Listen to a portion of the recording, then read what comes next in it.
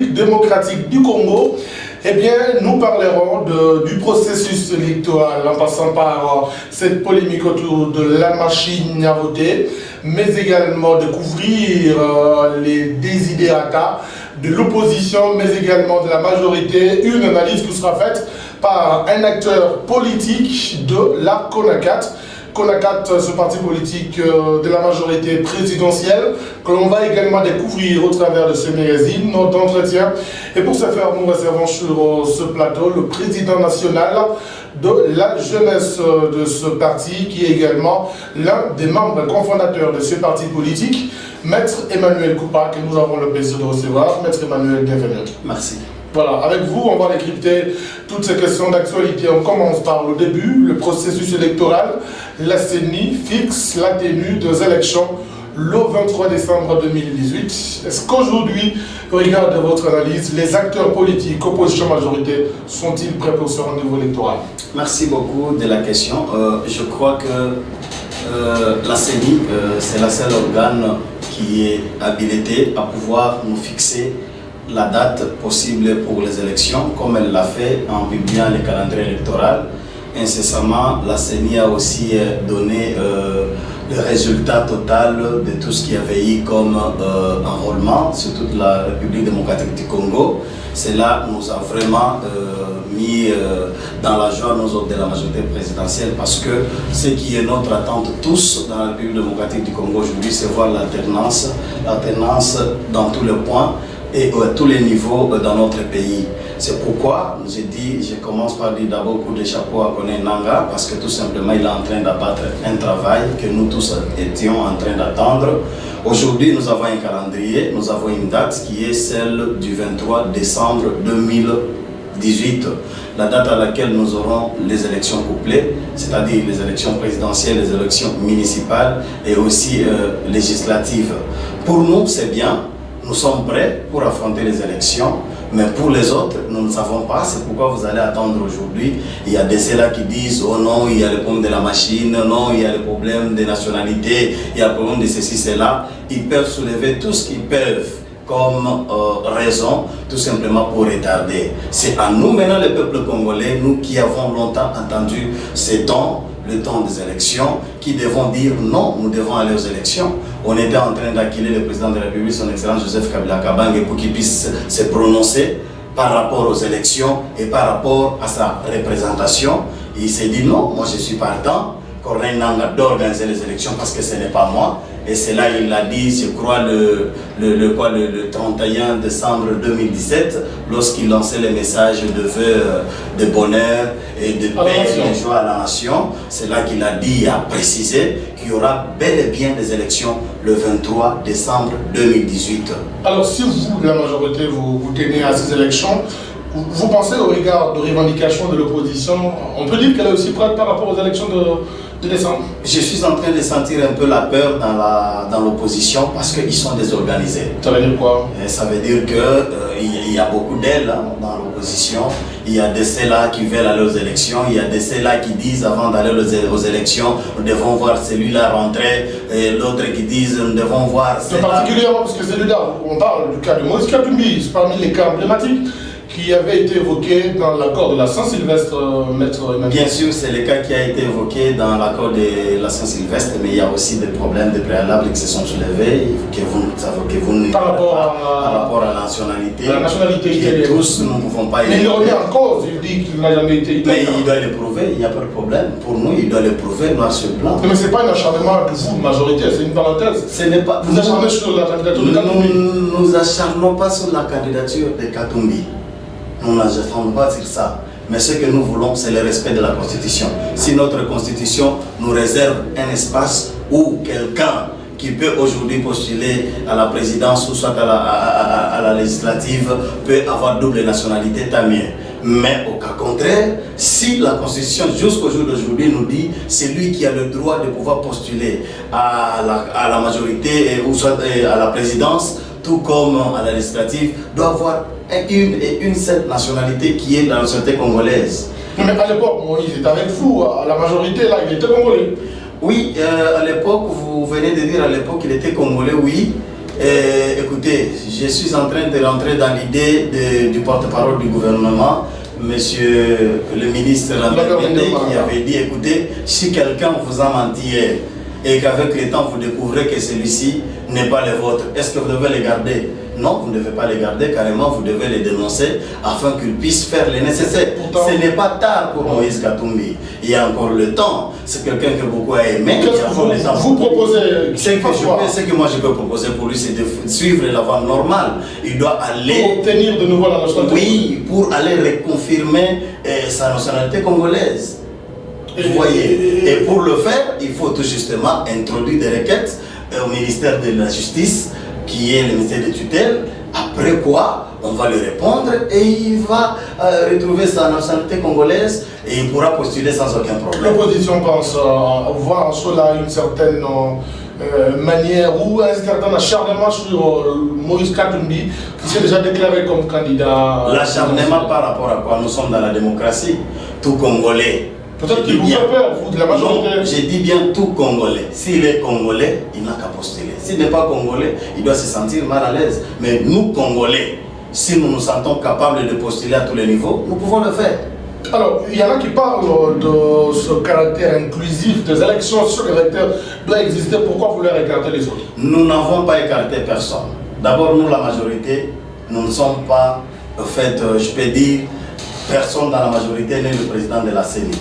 C'est le président de la CENI qui est Corneille Nangaa, c'est lui qui sait tout ce qu'il faut à partir vraiment, en se référant à notre constitution, de disposer qui est celui qui peut être candidat et qui celui ne peut pas être candidat. Puisque vous parlez de Corneille Nangaa, lui-même aujourd'hui fait l'objet de beaucoup de critiques au niveau de l'opposition qui ne le reconnaît pas au regard des décisions qu'il est en train de prendre. Vous pensez que c'est le temps aujourd'hui de remettre en cause la présence de Corneille Nangaa à la CENI? Citez-moi un seul président de la CENI à partir de Malumalu, paix à son âme, et Mulunda. Aujourd'hui, nous avons Corneille Nangaa, c'est lui que la majorité avait déjà, l'opposition avait déjà accepté. Vous insinuez quoi? L'opposition a toujours refusé tout dans notre pays. Nous avons une opposition radicale qui ne refuse tout. Et jusqu'aujourd'hui, je me demande, notre opposition veut quoi? Parce que quand on vous amène aux élections, vous me remettez en cause tout. Alors vous voulez quoi? Vous voulez dire quoi? Vous voulez insinuer que l'opposition ne veut pas aux élections? Non, c'est-à-dire qu'elle n'est pas prête pour... Non, elle est frustrée, elle a peur. Parce que s'il n'avait pas peur... Elle a peur de quoi? Pourtant, elle dit qu'elle a le peuple derrière elle. Avoir le peuple signifie quoi? Avoir le peuple signifie faire ce qui est la volonté du peuple. Or, la volonté du peuple, c'est aller aux élections. N'est-ce pas ça? C'est aller aux élections. Le peuple qui va aller aux élections, pour vous soulever un problème, on a dit, celui-ci a dit. Non, allons-y aux élections. Lorsque nous y arriverons et que nous constatons qu'il y a ceci, il y a la justice qui existe dans notre pays, nous irons au niveau des cours, des tribunaux, nous allons réclamer nos droits. Ça, c'est la voie légale. Alors, l'opposition remet en cause, pour ne pas reprendre que le cas de la machine à voter. On en parle, maître Emmanuel Poupard. Voilà, la machine à voter, nous sommes de la majorité. Nous ne pouvons pas seulement dire que la machine à voter est mauvaise ou encore elle est bonne. Le problème, je l'avais dit sur l'une des chaînes sur la ville de Lubumbashi, j'avais dit ceci. La machine à voter aujourd'hui en République démocratique du Congo, que M. Corneille Nangaa, le président de la CENI, nous a amené, c'est une innovation pour nous, les Congolais, et aussi pour toute l'Afrique. Parce que nulle part en Afrique, l'on peut nous dire qu'il y avait une machine quelque part qui a servi pour le vote. Mais si Nangaa nous a proposé cela, ce que nous devrions faire, c'est quoi? C'est d'abord interpeller Nangaa, qui est le président et l'initiateur de la machine, pour qu'il nous explique, non seulement nous expliquer, chercher aussi à convaincre le peuple par rapport à cette machine qui cause aussi beaucoup de problèmes aujourd'hui. Parce que l'on peut accepter facilement, on dit ok, nous allons partir à la machine, nous allons partir aux élections avec la machine.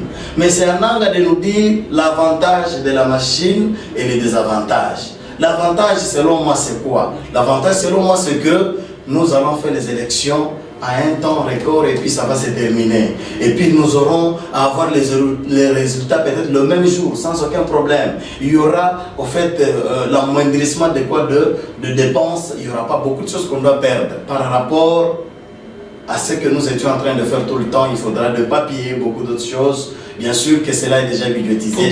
Mais nous devons dire que c'est la machine à tricher qui vous facilite, vous, la majorité. Mais l'opposition doit nous prouver que c'est une machine à tricher. Elle dit que c'est une machine qui serait déjà configurée d'avance. De toutes les façons, dans le salle d'élection, il y a toutes les représentations. Il y a les témoins. Il y a les coordonnateurs, il y a des gens qui représentent tout le parti politique.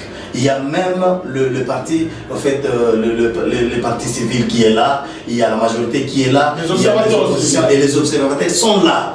Quel est leur travail? C'est pour observer et savoir ce qui se passe. Peut-être la question qui se poserait, c'est que on ne sait pas si la machine sera reprogrammée en avance. Peut-être ça. Tout cela, nous tous, nous pouvons aussi en douter, parce que moi qui vous parlais, je suis aussi candidat. En tant que tel, voilà. En tant que tel, je peux aussi me poser cette question, mais c'est un angle de nous éclairer et de nous dire que non, voilà mes frères, ne vous inquiétez pas au sujet de la machine, tout sera clair, tout sera transparent, tout ce que vous aurez à voter, ça va passer normalement et vous aurez les résultats en bonne et due forme. Parce que nous autres, en tant que candidats, nous aurons besoin de voir tous ceux-là qui vont nous élire. Vous voyez, être satisfait de nous voir aujourd'hui ou demain député national ou député provincial, ça sera bien. Que dire de ceux qui continuent à persister qu'il faut aller aux élections sans la machine à voter, puisqu'il est considéré comme étant une machine à tricher? Voilà. Quand on nous dit qu'il faudra aller aux élections sans la machine à voter, ça veut dire aller au système manuel. Aller au système manuel, c'est aussi bien pour la transparence, pour tout le monde, pour tous les Congolais, c'est aussi bien d'aller au système manuel, c'est bien. Mais aussi, nous pouvons calculer les temps. Au jour d'aujourd'hui, il ne nous reste que 5 mois si je peux bien compter.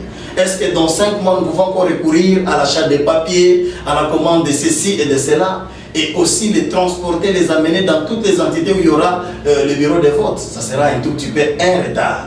Et c'est là que je dis... C'est là que vous rejoignez le président de la CENI qui dit sans machine à voter, pas d'élection cette année. Je le rejoins parce que si nos amis de l'opposition disent que sans machine à voter, il n'y aura pas les élections, alors ils donnent le temps et l'opportunité à Nanga de pouvoir ajouter encore 2 jours. Si ce n'est pas cette année, ça pourra nous prendre 2-3 ans encore. Pourquoi? Parce qu'il nous faudra encore un budget pour chercher de papier, pour chercher à transporter tout ce qu'il y aura comme matériel amené dans les différentes entités électorales. Alors, que dites-vous par rapport à la CENCO, la conférence épiscopale nationale du Congo, la CENCO qui dit qu'au regard de toutes ces divergences de vues entre majorité et opposition, il faut trouver un consensus autour de cette question de la machine à voter? Bon, en fait, c'est normal et c'est à appuyer cette idée de la CENCO. Il faudra trouver un consensus pour ne pas décrisper la population.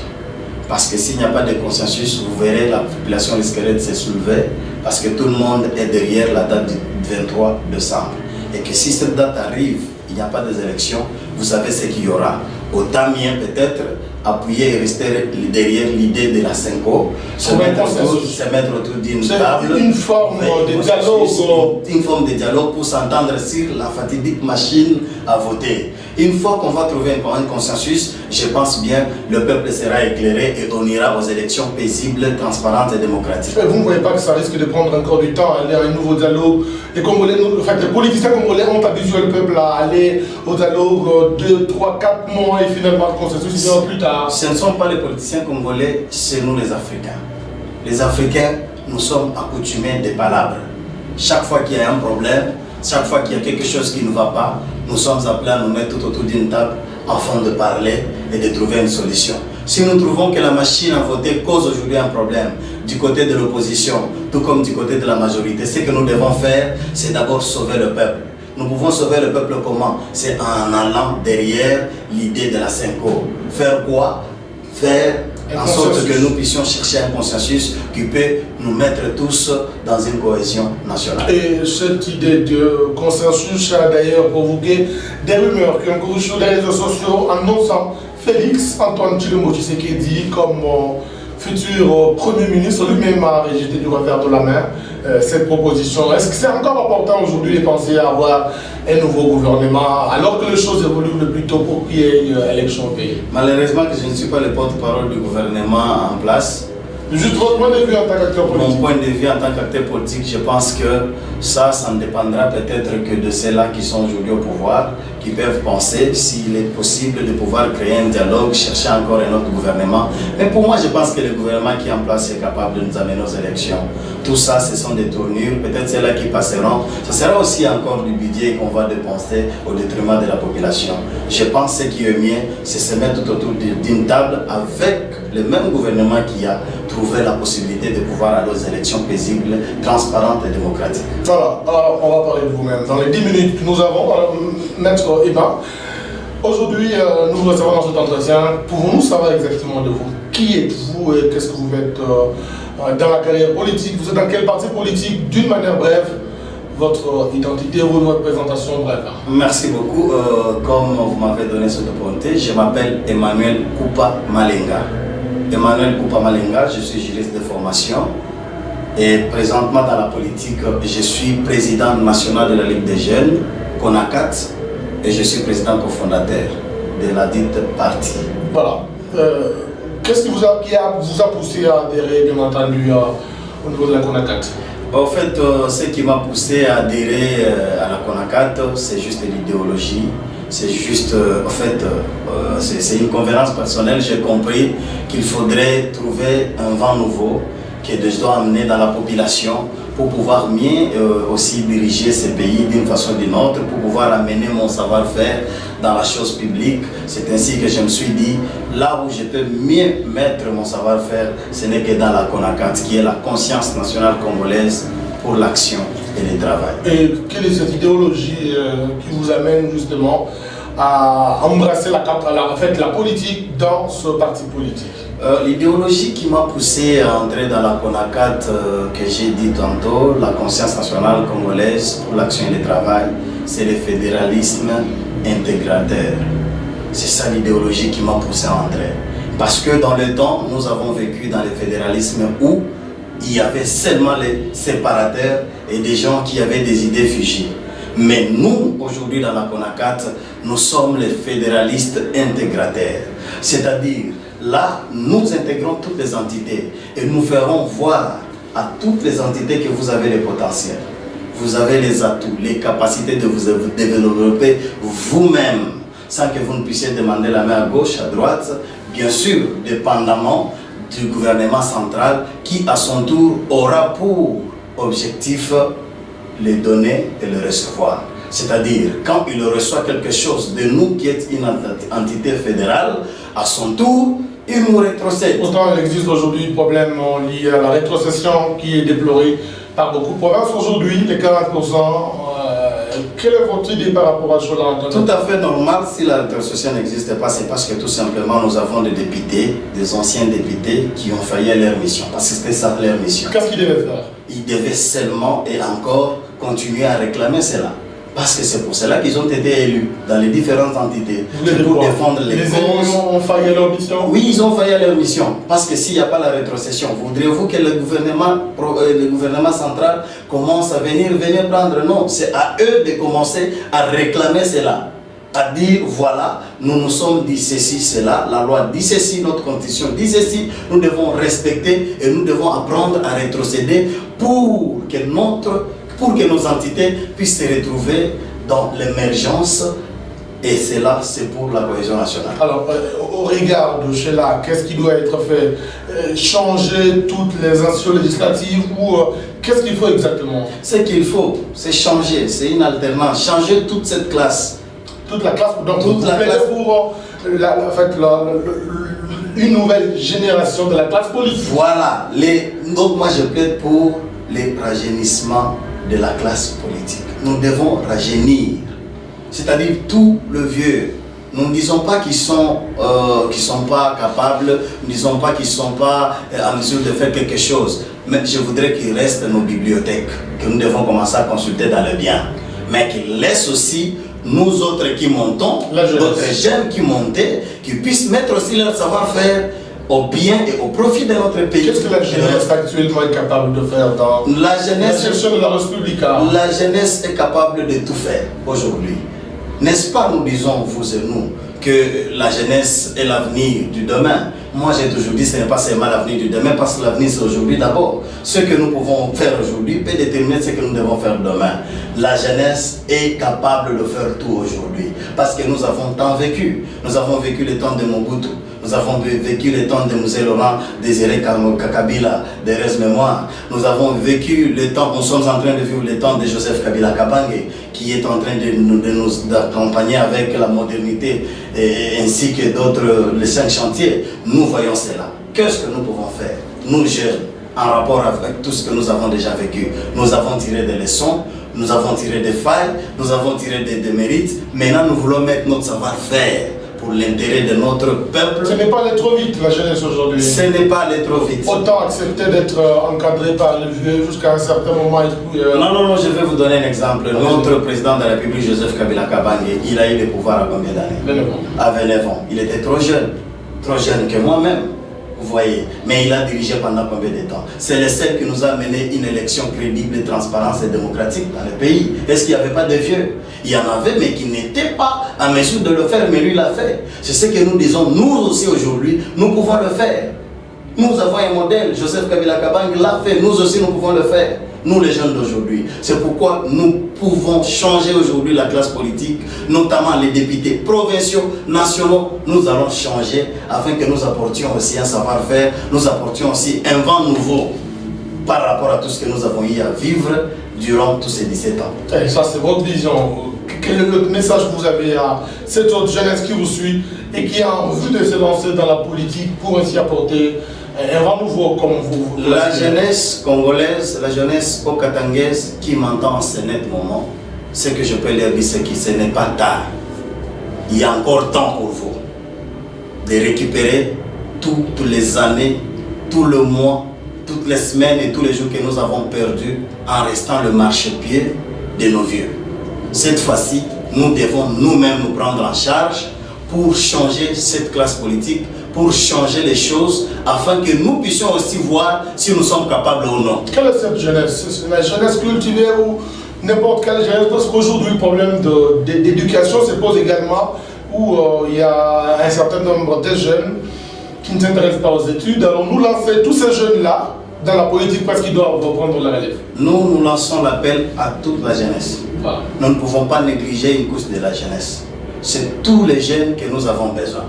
Même ceux-là qui n'ont pas étudié, il y a possibilité de créer des centres de formation afin de former ces jeunes qui deviendront utiles pour la République démocratique du Congo. Il n'y a aucun jeune, même celle qui est boitée, il n'y en a pas qui est sans intérêt, qui est sans valeur au Congo. Tout le monde a une valeur. Il suffit seulement d'un bon encadrement, d'une bonne formation et d'une bonne information. Voilà. Vous verrez que vous aurez une bonne jeunesse qui aura de l'avenir et qui sera utile pour notre République démocratique du Congo et pour les Haut-Katanga. Alors, en tant que tel, quelles sont les perspectives que vous avez pour la RDC? Parce qu'en embrassant la politique, il faut toujours rêver à partir d'un projet de société, pour ne pas parler de celui de la CONACAT. Qu'est-ce qu'on retient d'une manière brève?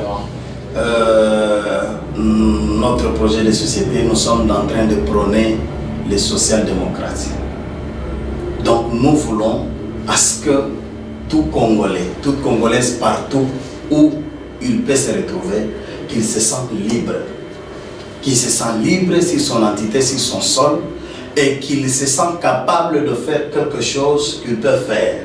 Et comment il peut le faire? Il peut le faire si et seulement si l'État congolais les dote de moyens et de possibilités pour le faire. Pour la jeunesse qui aujourd'hui est marginalisée, on parle de phénomènes Chégué, ainsi de suite, des bandits, ainsi de suite. C'est parce que des Koulouna, c'est parce qu'il n'y a pas d'encadrement de la jeunesse. Bien sûr, il y a des ministères de tutelle, mais il n'y a pas cet encadrement. On se focalise juste dans des petits coins de football, ainsi de suite, mais on oublie qu'il y a une jeunesse que nous pouvons prendre en charge et qui pourrait être utile demain pour nous. Nous, une fois que nous avons le pouvoir, nous allons nous focaliser sur l'encadrement de la jeunesse, sur la formation et l'information de la jeunesse. Si la jeunesse est informée, si elle est formée, elle sera utile pour ce pays. Et comment nous pouvons les encadrer? Comme aujourd'hui, moi qui vous parle, je suis en train de doter surtout aux jeunes filles mères qui sont délaissées aujourd'hui dans la société. Il y a des centres d'encadrement que nous avons eu à construire au nom de la Calacate, bien sûr. Si vous allez à Kamalondo, si vous allez à l'église Kimbangiste, nous l'avons fait. Pourquoi? Pour encadrer cette jeunesse, surtout des filles mères. Cette jeunesse qui a aussi un avenir. Oui, qui a aussi un avenir dans la coupe et couture, dans la maçonnerie, même aussi dans la menuiserie. Parce que si un jeune n'a pas l'occasion aujourd'hui de faire les études universitaires, de devenir gradué ou licencié, si seulement il a fait une école d'apprentissage, il apprend à faire une chaise, à fabriquer, je ne sais pas, une table, l'armoire, ainsi de suite, il peut vendre et se trouver un pain. Est-ce qu'il y aura des bandits? Est-ce qu'il y aura des voleurs? Non, parce qu'il sait déjà quoi faire. Donc il faut commencer par les causes, pour prendre le cas de l'insécurité aujourd'hui, commencer par les causes, le chômage, créer un emploi. Nous devons identifier la cause même de tout cela. Si nous identifions la cause, il sera facile de pouvoir résoudre, tant soit fait, de tout problème qu'il y a dans la jeunesse. Bien qu'on ne peut pas le faire en un seul jour, mais il suffit d'y mettre la volonté. Si on y met la volonté, on y met de la considération en tant que Congolais, Congolaises, nous savons que nous pouvons sauver cette jeunesse aujourd'hui qui est marginalisée, qui est aujourd'hui présentée comme étant bandits, voleurs, chèques, ainsi de suite, mais nous pouvons les récupérer et les rendre utiles pour notre société. Alors, Maître Emmanuel Coupa-Malinga, quelle est la question que je n'ai pas pu poser, mais vous voudriez bien sûr que ce message puisse être adressé au peuple qui vous suit en ce moment? Le seul message que vous ne m'avez pas posé, c'est celle de savoir la personnalité ou soit le président de notre parti politique. L'autorité morale, allez-y. L'autorité morale de notre parti politique, c'est le bulldozer. C'est l'homme des affaires et des actions concrètes. Vous voulez parler de qui? Il s'appelle tout simplement Jean-Claude Kazembe Musonda, voilà. Les constitutionnels. Voilà. Et c'est bien lui le président national. C'est lui le président national de la CONACAT. Il est en même temps président national et autorité morale. Oui, oui. Voilà. Il joue les deux rôles. Voilà. Il est notre autorité morale et président national du parti. Je cite les bulldozers. Et quelle est la vision que vous avez justement en créant ce parti politique d'une manière brève? La vision que nous avons en créant ce parti politique, c'est de pouvoir éveiller la conscience de tous les peuples congolais, de tous les peuples okatangais, de se prendre en charge, de comprendre qu'ils ont les atouts, ils ont la capacité de construire leur province, la capacité de construire leur pays dans le bien. Ils ont la capacité de faire en sorte que là où hier on était en train d'emprunter, aujourd'hui qu'on n'emprunte pas mais qu'on puisse prêter. Nous sommes de ceux-là qui sont de la majorité de tous ceux-là qui souffrent. Nous sommes de ceux-là qui sont de la majorité de ceux-là qui sont marginalisés, de ceux-là qui sont en train de subir l'injustice. Nous sommes la majorité de ceux-là. Mais aussi nous sommes opposants de tous ceux-là qui volent l'État, de tous ceux-là qui marginalisent les gens, de tous ceux-là qui ne veulent pas respecter les droits de l'homme. Et vous faites cela en étant au sein de la majorité? Nous sommes de la majorité présidentielle. Parce que nous sommes dans les regroupements politiques AFDC et alliés. Ah, vous êtes avec le professeur Batiloukogo? Nous sommes avec le professeur Batiloukogo. Et je souligne que nous sommes la deuxième en fait, le deuxième parti plus fort. Après l'AFDC. Après l'AFDC, c'est nous qui prenons la tête. C'est-à-dire le président Bati, et ensuite c'est le président Jean-Claude Kazembe qui est le président de cette plateforme. Alors je crois qu'on a presque fini.